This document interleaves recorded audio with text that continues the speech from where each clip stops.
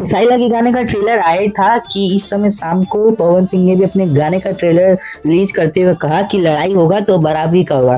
दोनों गाने का हमने ट्रेलर देखा, बहुत ही ज़्यादा मज़ेदार था और अच्छा लग रहा था गाना। अगर बात करें हम इस गाने के बारे में, आज सुबह जो रिलीज हुआ है तो बहुत ही अच्छा रिस्पॉन्स दोनों गाने को मिला है। अगर मैं बात करूँ तो पवन सिंह का भी गाने का रिस्पॉन्स बहुत अच्छा है और खेसारी लाल के गाने का भी बहुत अच्छा रिस्पॉन्स मिला है। अगर इन दोनों के वीडियो क्वालिटी की बात करूँ तो पवन सिंह का जो क्वालिटी, जो गाने का जो रोमांटिक चीज़ें हैं वो एकदम फिट बैठ रही है। और यहाँ पर नोक झोंक वाली गाने की बात करें तो खेसारी लाल, इनका भी गाना, इनकी एक्टिंग मस्त लग रही है। अगर हम गाने की बात करें तो दोनों गाना जो है बवाल मजा रहा है और बहुत ही मस्त है।